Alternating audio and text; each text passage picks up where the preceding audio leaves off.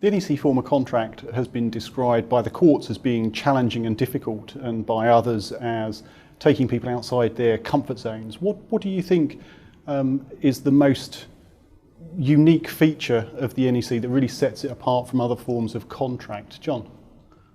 I would have to say, if I had to pick one, it's probably the stimulus to good project management. And along with that, it describes a process for managing the contract rather than rights and obligations that you should have done at some point in abstract terms, and the remedies if you haven't done it. Okay, taking that sort of project management idea, Ewan, does that follow through into the programming and how that aspect of the NEC works for you? Yes, I think the NEC 3 form has a very prescriptive set of provisions for issuing the programme, revising the programme, keeping up to date and being very proactive and managing the current situation. Does that sort of active programme management and the stimulus, the sort of underlying theme, carry through into the quantum side that keeps it sort of separate and distinct from other contracts, Ian? I think with the quantum side, the difference is around the use of defined cost in terms of evaluating change, also as the way of reimbursing the contractor under options C, D and E. That's quite different to how other contracts operate.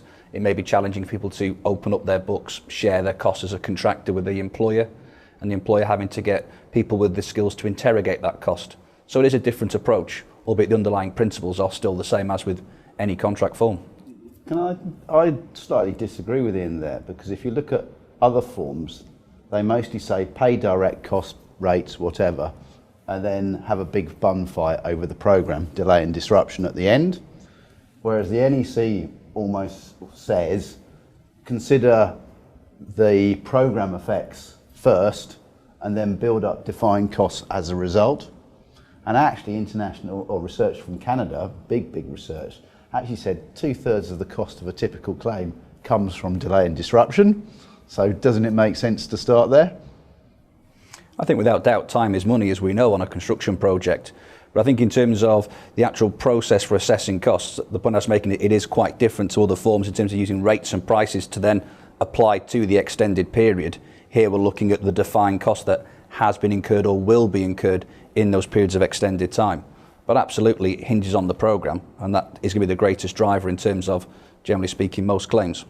I think when I look at how the NEC is different and distinct, I think the conversation we might have been having 10 years ago would be quite different, because 10 years ago the other major forms of contract, whether it's FIDIC or JCT in the UK or even PPC, were all structured very differently to the NEC. But if you look at them now, they all seem to have developed and fallen in line with the approach that the NEC adopted from the outset, which is almost setting the contract so the contract follows through the way a project's going to develop. And I think that's a really interesting idea that just makes the contract more readable.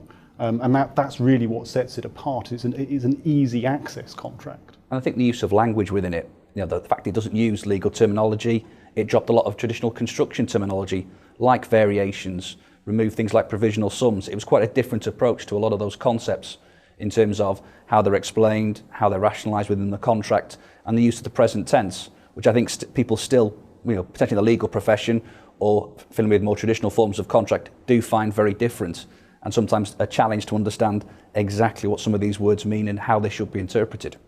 I think one of the other things that makes the NEC a little different or challenging perhaps is that there isn't really very much cross-referring in the contract, although it does operate quite closely as a unit. And I think that comes across from my perspective most clearly in the operation between Section 3 and Section 6, going back to this sort of idea of time is money, and the correlation between the accepted programme and the use of the accepted programme in assessing compensation events.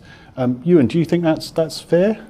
Well, I think it's perhaps helpful that having clauses that stand alone and you don't have to cross-refer to other parts of the contract is helpful, that some user can understand where they are from reading the specific clause. But I do think actually there is some confusion between Clause 3 and Clause 6, and when a programme is submitted as part of a quotation for a compensation event,